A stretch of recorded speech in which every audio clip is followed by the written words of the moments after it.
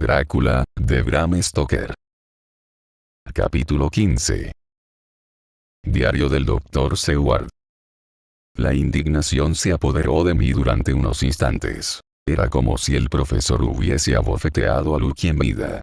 Di un fuerte puñetazo en la mesa, me levanté y dije: «Dr. Van Helsing, ¿es que se ha vuelto loco?». Alzó la cara y me miró, y por alguna razón, la ternura de su expresión me calmó de inmediato. «Ojalá», dijo. «La locura sería fácil de soportar en comparación con una verdad como esta».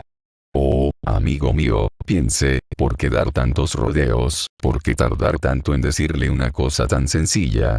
¿Es porque le odio y le he odiado toda mi vida? ¿Es porque deseaba afligirle? ¿Es porque deseaba, ya tan tarde, vengarme de aquella vez en que me salvó la vida y de una muerte espantosa? Ah, no. Perdóneme», dije. Él prosiguió. «Amigo mío, es porque deseaba ser dulce al destrozarle, porque sé que ha amado a aquella joven tan encantadora. Pero tampoco ahora espero que me crea.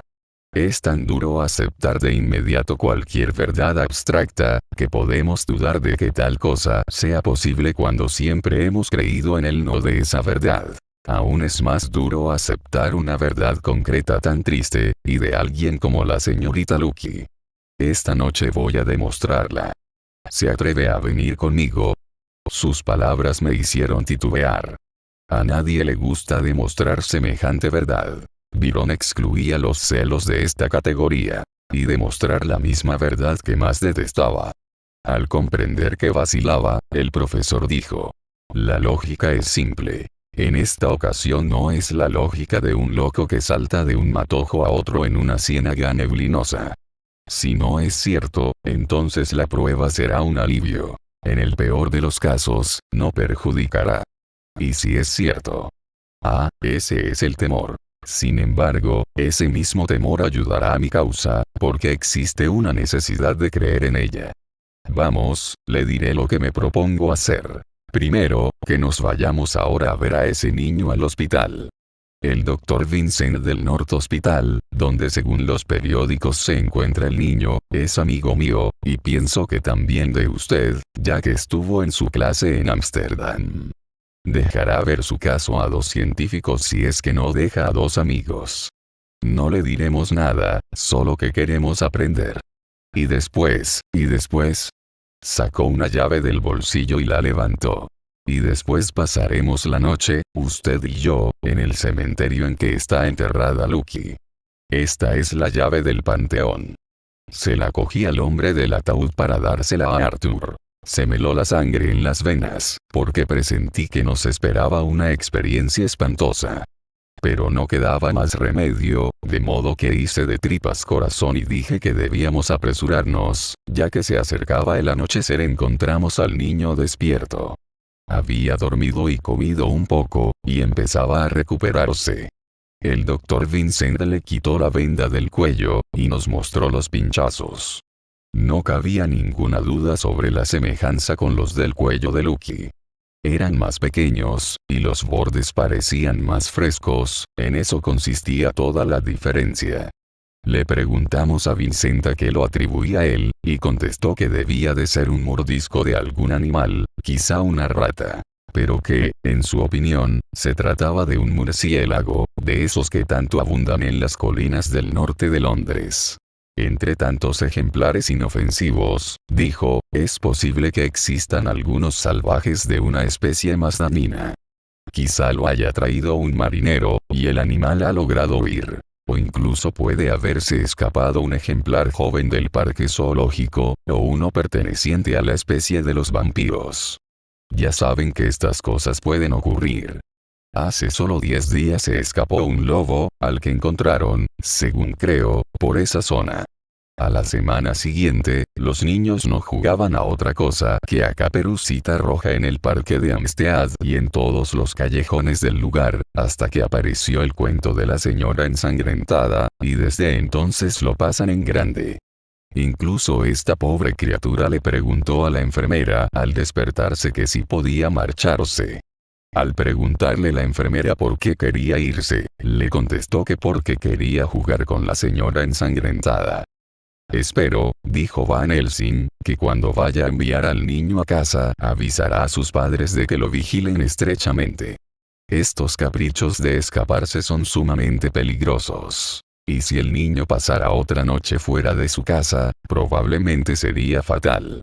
Pero supongo que no lo dejará ir en unos cuantos días, claro que no. Al menos se quedará una semana más, e incluso más tiempo si no sana la herida. Nuestra visita al hospital nos llevó más tiempo de lo que habíamos previsto, y ya se había puesto el sol cuando salimos de allí.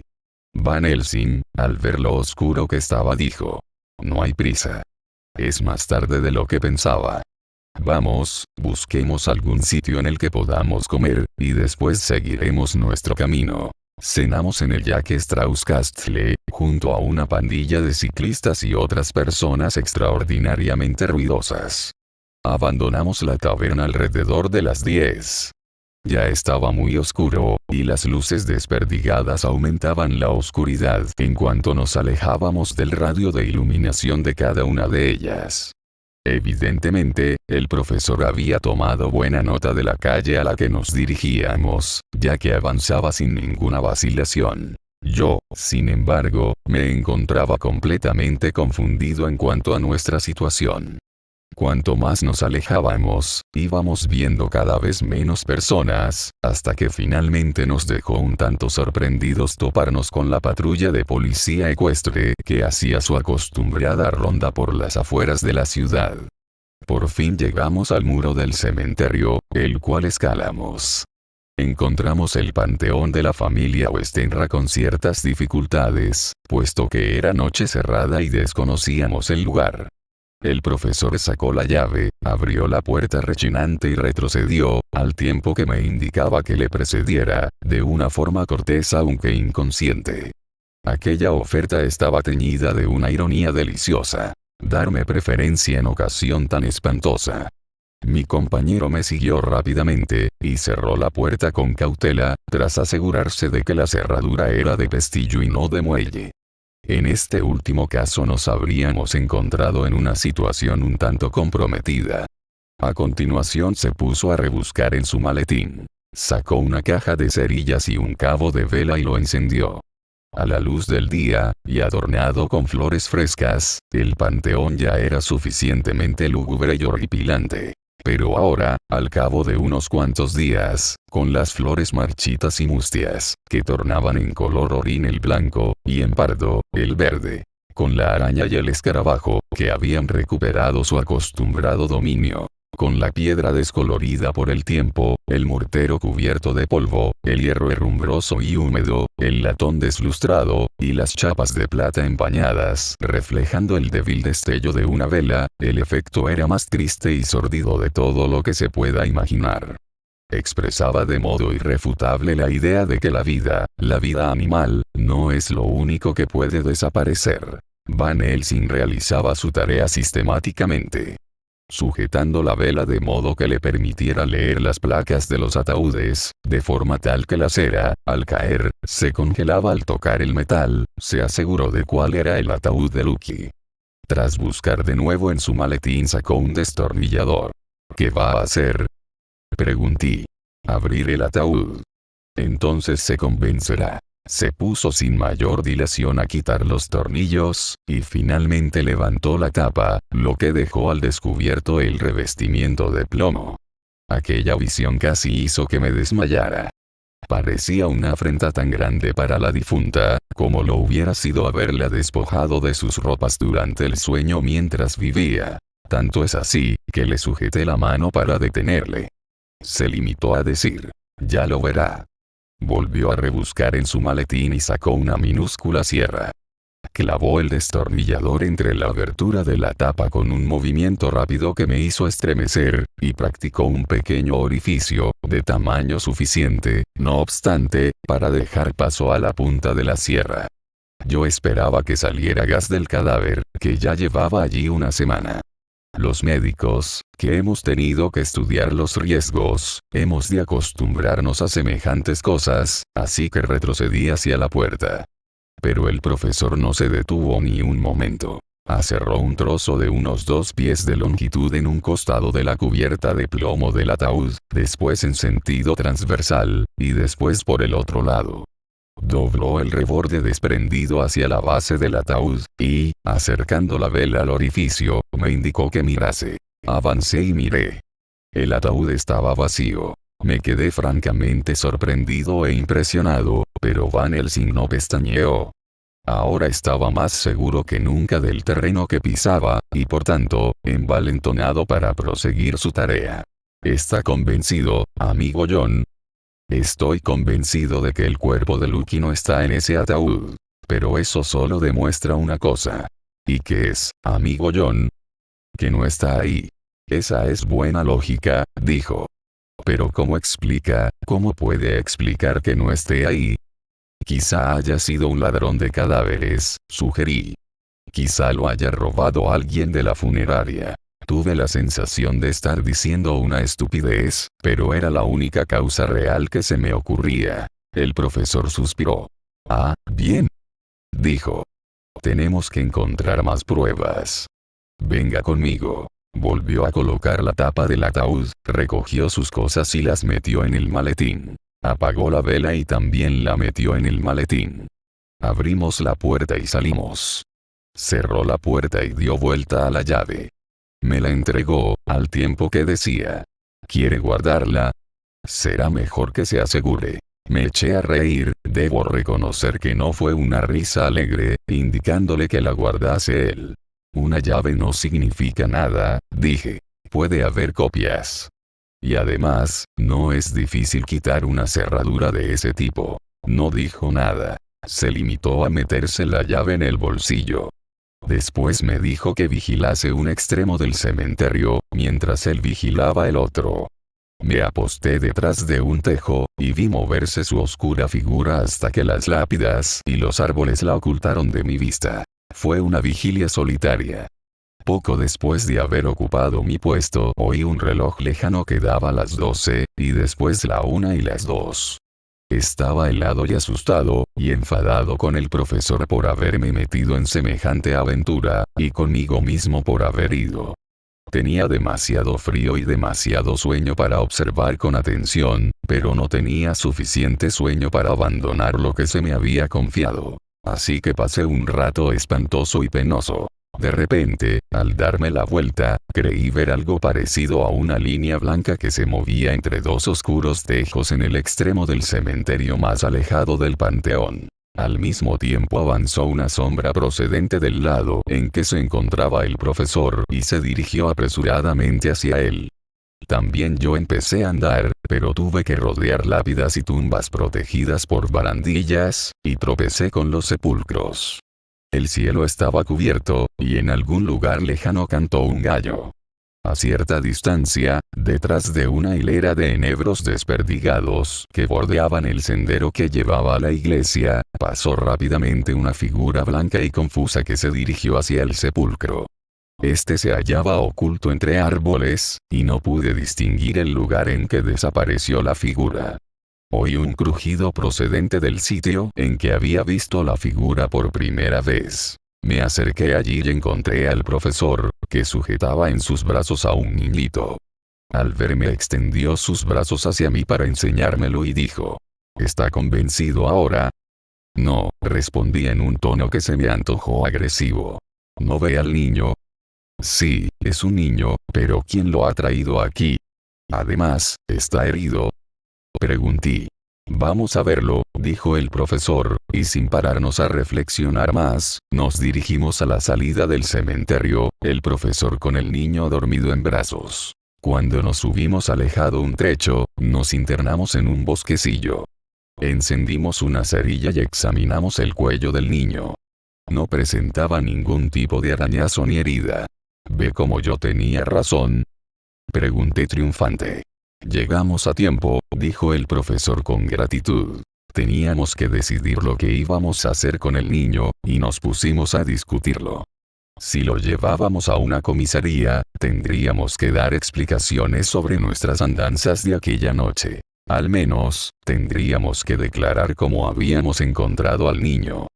Finalmente decidimos llevarlo al parque, y cuando oyésemos acercarse a un policía, dejarlo en un lugar en que fuera imposible que no lo descubriesen, y a continuación regresar a casa lo más rápidamente posible. Todo salió bien.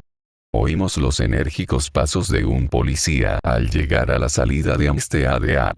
Tendimos al niño en el sendero y esperamos, expectantes, hasta que el policía lo vio y movió su linterna de un lado a otro. Oímos su exclamación de sorpresa y nos marchamos en silencio. Tuvimos la buena suerte de encontrar un coche cerca del Spaniards 49, que nos llevó a la ciudad. Como no puedo dormir, escribo en el diario. Pero debo intentar dormir unas horas, ya que Van Helsing vendrá a buscarme por la tarde. Ha insistido en que le acompañe en otra expedición. 27 de septiembre, eran las 2 cuando encontramos una ocasión favorable para llevar a cabo nuestros planes. Ya había acabado el funeral celebrado a mediodía, y se habían retirado perezosamente los últimos asistentes rezagados, cuando, escondidos precavidamente tras un bosquecillo de alisos, vimos al sacristán cerrar la puerta del cementerio. Entonces supimos que estaríamos seguros hasta la mañana siguiente. Pero el profesor dijo que no necesitaríamos más de 1 hora, como máximo. De nuevo volví a experimentar esa horrible sensación de la realidad de las cosas, en la que cualquier esfuerzo de la imaginación parece fuera de lugar. Y comprendí con toda claridad los riesgos que corríamos con nuestra tarea sacrílega, que la ley podía castigar. Además, tenía la sensación de que todo era inútil. Era una atrocidad haber abierto el ataúd para comprobar si una mujer que llevaba una semana muerta lo estaba realmente. Ahora se me antojaba el colmo de la locura volver a abrir el sepulcro, sabiendo, por la evidencia que nos habían brindado nuestros propios ojos, que el ataúd estaba vacío. Pero me encogí de hombros y guardé silencio, ya que Van Helsing tiene una forma muy peculiar de hacer las cosas e ignora las protestas. Cogió la llave, abrió la tumba, y una vez más me indicó cortésmente que le precediera. El lugar no presentaba un aspecto tan horripilante como la noche anterior, pero a la luz del sol que se derramaba a torrentes, ¡oh, qué inexpresablemente desolador! Van Helsing se dirigió al ataúd de Lucky, y yo lo seguí. Se inclinó y dobló el reborde de plomo. En ese momento, me embargaron la sorpresa y la consternación. Allí estaba Lucky, con el mismo aspecto que la noche anterior al funeral. Estaba, si acaso es posible, más radiante y bella que nunca. No podía creer que estuviera muerta. Sus labios estaban más rojos que nunca. El color de las mejillas había florecido delicadamente. ¿Qué es esto? ¿Un juego de manos? Le dije al profesor. ¿Se convence ahora?, contestó él, y mientras pronunciaba estas palabras extendió la mano, y separó los labios muertos y dejó al descubierto los blancos dientes. Mírelos, prosiguió, mírelos. Están más afilados que antes. Con este y con este, dijo, al tiempo que tocaba uno de los colmillos y el diente de abajo, se puede morder a los niños pequeños. ¿Cree ahora, amigo John? Una vez más se despertó en mí un deseo hostil de discutir. No podía aceptar aquella idea tan abrumadora que el profesor sugería. Por eso, intentando convencerlo de un modo que me avergonzó en el mismo momento de pronunciar las palabras, dije: tal vez la hayan colocado aquí después de la noche pasada. ¿Sí? ¿Y quién lo ha hecho? No lo sé, pero alguien lo ha hecho. Pero lleva muerta ya 1 semana. La mayoría de las personas no tendrían ese aspecto después de tanto tiempo. No supe qué contestarle y me callé. Van Helsing no pareció advertir mi silencio. No mostró ni disgusto ni triunfo. Miraba intensamente el rostro de la difunta. Le alzaba los párpados y examinaba los ojos, y una vez más abrió los labios y contempló los dientes. Se volvió hacia mí y dijo: aquí hay una cosa que es diferente de todo lo que se tiene noticia. Aquí hay una doble vida que no es como la corriente. Fue mordida por el vampiro mientras se encontraba en trance, sonámbula o, se sorprende. Usted no lo sabe, amigo John, pero lo sabrá todo más adelante. y en trance era como mejor podía sacarle más sangre. En trance murió, y también en trance está no muerta. En esto difiere de todos los demás. Por lo general, cuando el no muerto duerme en casa, hizo un amplio movimiento con el brazo para indicar lo que significa la palabra casa para un vampiro, su rostro muestra lo que es, pero tan dulce cuando no era no muerta, volverá a la nada de los muertos corrientes. No hay nada maligno ahí, véalo, y por eso es duro tener que matarla mientras duerme. Sus palabras me helaron la sangre, y empecé a comprender que aceptaba las teorías de Van Helsing. Pero si Lucky estaba realmente muerta, ¿qué horror podía encerrar la idea de matarla? El profesor me miró, y sin duda vio el cambio que había experimentado mi expresión, porque dijo casi con alegría. «Ah, ¿cree ahora?». Contesté. «No me acose tanto. Estoy dispuesto a aceptarlo. ¿Qué piensa hacer con este maldito asunto?». «Le cortaré la cabeza y le llenaré la boca de ajo, y le clavaré una estaca en el cuerpo». Me estremecí al pensar en mutilar de esa forma el cuerpo de la mujer a la que había amado. Sin embargo, la emoción no fue tan fuerte como yo esperaba. De hecho, empezaba a estremecerme ante la presencia de aquel ser, de aquella no muerta, como la llamaba Van Helsing, y a detestarlo. ¿Es posible que el amor sea completamente subjetivo, o completamente objetivo? Esperé un buen rato a que Van Helsing empezase, pero parecía sumido en profunda reflexión. Finalmente cerró la tapa de su maletín de un golpe y dijo: «He estado pensando, y he decidido lo que es mejor. De seguir simplemente mi inclinación, haría ahora, en este momento, lo que hay que hacer. Pero habrán de seguir otras cosas, cosas que son 1000 veces más difíciles y que no conocemos. Esto es sencillo. Ella aún no ha quitado ninguna vida, aunque es cuestión de tiempo. Y actuar ahora sería alejar el peligro de ella para siempre. Pero quizá necesitemos a Arthur, ¿y cómo le hablaremos de esto? Si usted, que vio las heridas en el cuello de Lucky, y vio las heridas tan semejantes del niño en el hospital. Si usted, que vio el ataúd vacío anoche y ocupado esta noche por una mujer que no ha cambiado más que para estar más bella y resplandeciente tras una semana de haber muerto, si usted sabe esto y vio la figura blanca que anoche trajo al niño al cementerio, y a pesar de eso no creyó a sus propios sentidos, ¿cómo puedo esperar que Arthur, que nada sabe de estas cosas, lo crea? Dudó de mí cuando le aparté de los brazos de Lucky cuando estaba moribunda. Sé que me ha perdonado, aunque piensa que, por una idea equivocada, he hecho cosas que le han impedido despedirse como debía. Y quizá piensa que, por otra idea equivocada, esta mujer fue enterrada viva. Y que, por la más equivocada de todas las ideas, la hemos matado entre todos. Entonces él argumentará que somos nosotros quienes estamos equivocados, quienes la hemos matado con nuestras ideas. Y será siempre muy desgraciado. Pero nunca podrá estar seguro. Y eso es lo peor de todo.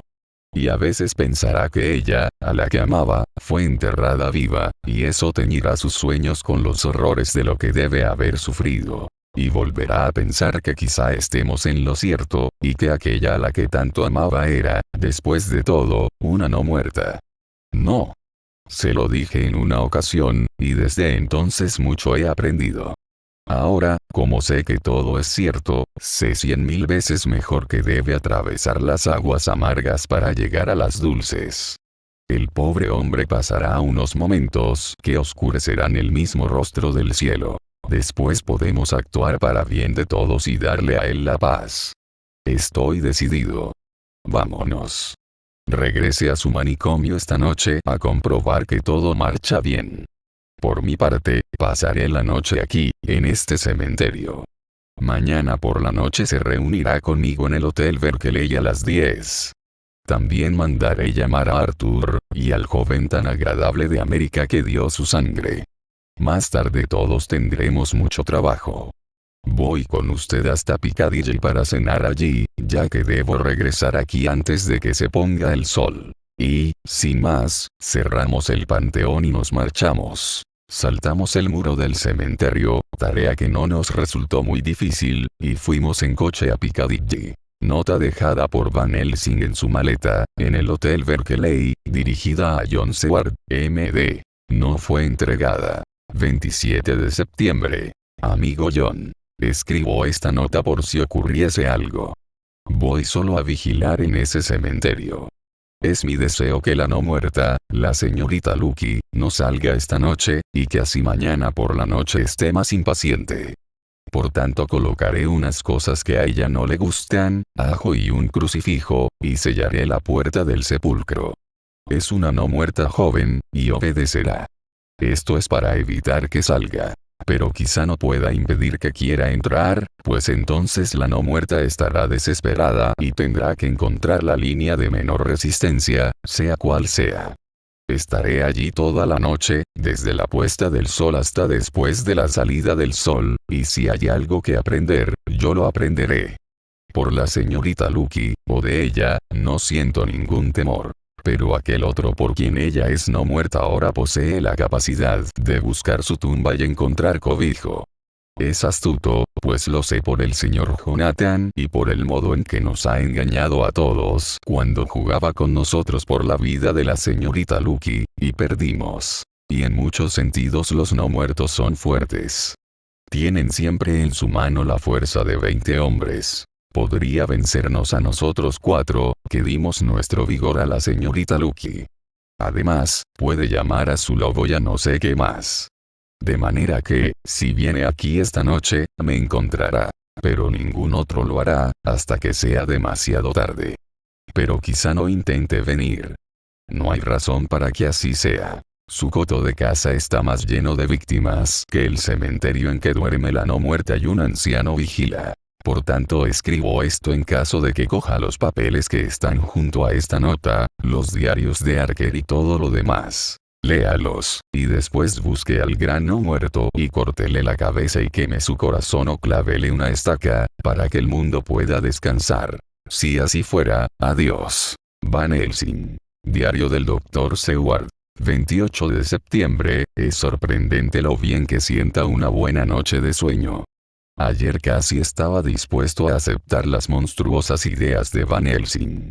Pero ahora se me antojan un verdadero ultraje al sentido común. No me cabe duda de que él está convencido. Me pregunto si su mente se habrá desquiciado.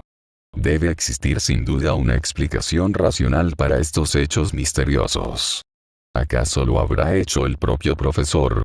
Es tan anormalmente inteligente que, si se volviera loco, llevaría a cabo una idea fija de una forma extraordinaria. No quiero pensarlo, y en verdad sería una maravilla casi tan grande como la otra descubrir que Van Helsing se ha vuelto loco. Pero de todas formas lo vigilaré estrechamente. Tal vez arroje alguna luz sobre el misterio. 29 de septiembre, por la mañana, anoche, un poco antes de las 10, Arthur y Kinsey entraron en la habitación de Van Helsing. Este nos dijo todo lo que quería que hiciésemos, aunque se dirigió especialmente a Arthur, como si la voluntad de todos estuviese sometida a la suya. Empezó por decir que esperaba que todos nosotros fuésemos con él, ya que, dijo, nos aguarda un grave deber allí. Sin duda les sorprendió mi carta, ¿no es así? Formuló esta pregunta a Lord Godalming. Así es. Me dejó muy preocupado durante un rato. He tenido tantos problemas últimamente que ya no podía con más. Además, no sabía a qué se refería, y se despertó mi curiosidad. Kinsey y yo hablamos sobre ello, pero cuanto más hablábamos, mayor era nuestra confusión, tanto que bien puedo decir que no comprendo el significado de nada en absoluto. Ni yo tampoco, dijo Kinsey Morris, lacónico. Ah, dijo el profesor, entonces se encuentran ustedes más cerca del comienzo, ustedes dos, que el amigo John, que tiene que retroceder mucho para llegar al principio. Sin duda, el profesor se había dado cuenta de que yo había vuelto a mis antiguas dudas a pesar de no haber dicho una palabra. Se volvió hacia los otros y dijo con solemne gravedad. Necesito su permiso para hacer lo que considero bueno esta noche. Es, lo sé, mucho pedir. Y cuando sepan qué es lo que me propongo hacer, entonces, y solo entonces, sabrán cuánto. Por todo, les pediré que me lo prometan en la oscuridad, de modo que después, aunque estén enfadados conmigo durante algún tiempo, no puedo ocultar la posibilidad de que tal cosa ocurra, no se sientan culpables por nada.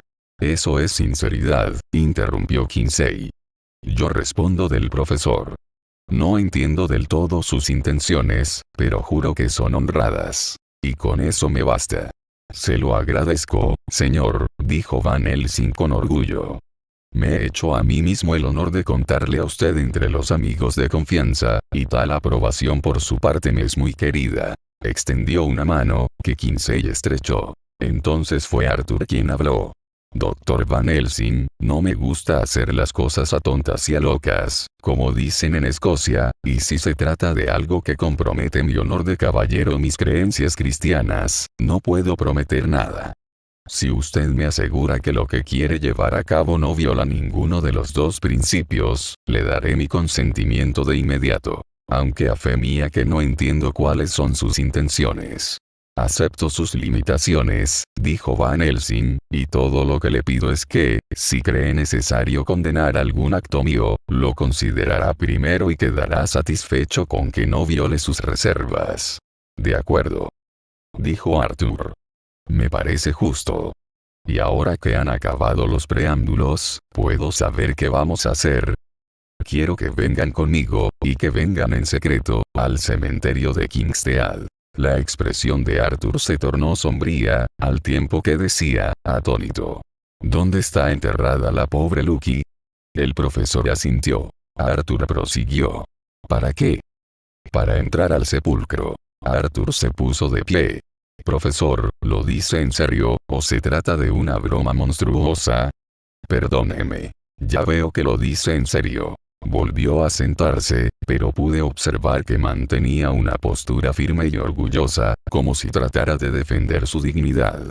Se hizo el silencio, hasta que preguntó de nuevo. ¿Y cuando entremos en el sepulcro? Abriremos el ataúd. Esto es excesivo. Exclamó Arthur, al tiempo que se levantaba furioso. Estoy dispuesto a ser paciente en todo lo que sea razonable, pero profanar la tumba de alguien que la indignación le impidió seguir hablando. El profesor lo miró con lástima. Si pudiera evitarle una desdicha, mi pobre amigo, dijo, Dios sabe que lo haría.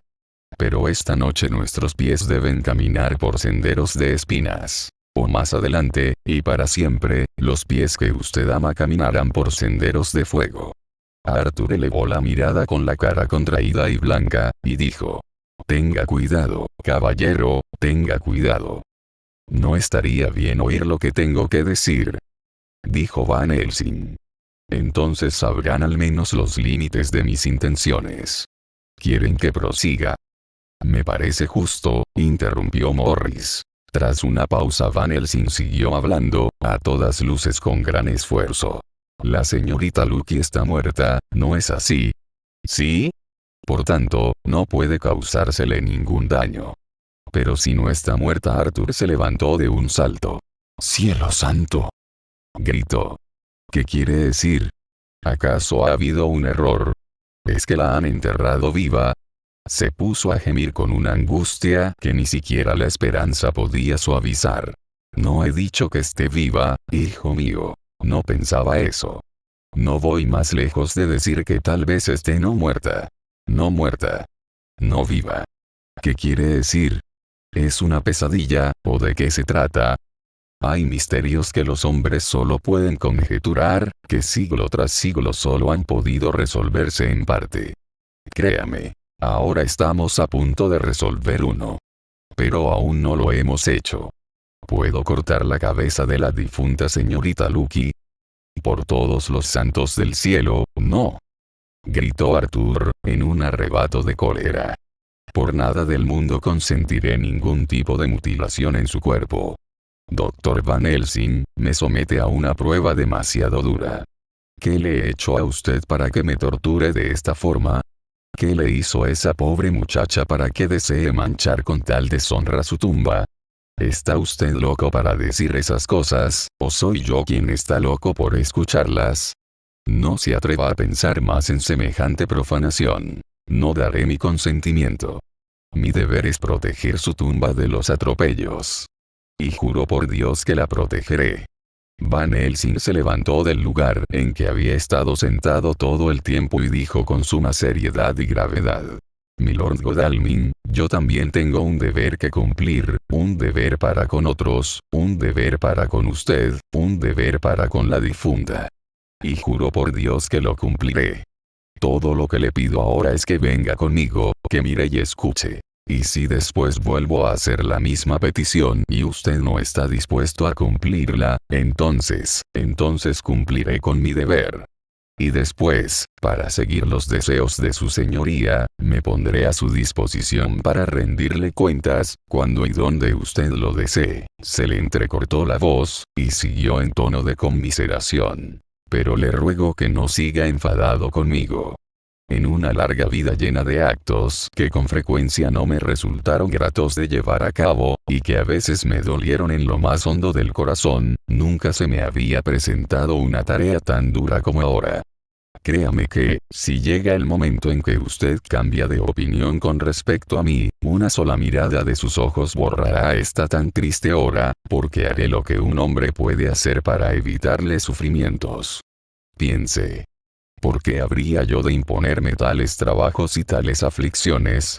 He venido aquí desde mi propia tierra para hacer todo el bien que puedo. En el principio por complacer a mi amigo John, y después para ayudar a una dulce joven, a quien también yo llegué a amar. Por ella, me avergüenza decir tanto, pero lo digo con bondad, di lo que usted dio. La sangre de mis venas. La di yo, que no era, como usted, su novio, sino solo su médico y su amigo. Le di mis noches y mis días, antes de la muerte y después de la muerte. Y si mi muerte le hace bien incluso ahora, cuando es una muerta no muerta, la tendrá a su disposición. Pronunció estas palabras con un orgullo dulce y grave que emocionó a Arthur. Este tomó la mano del anciano entre las suyas y dijo con voz entrecortada: Ah, es muy difícil pensar en ello, y no lo comprendo. Pero al menos iré con usted, y esperaré.